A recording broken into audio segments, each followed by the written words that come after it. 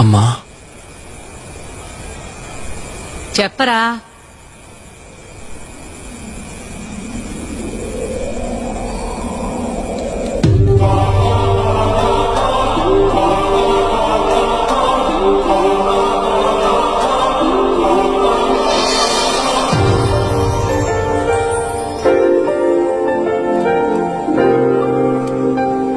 Shock అయింది చాలు.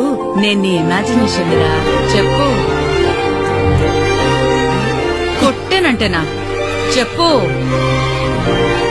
ఏం లేదమ్మా, ఏం చేయాలో తెలియట్లేదమ్మా. నా ఒక్కడి వల్ల చాలా మంది ఇబ్బంది పడుతున్నారు.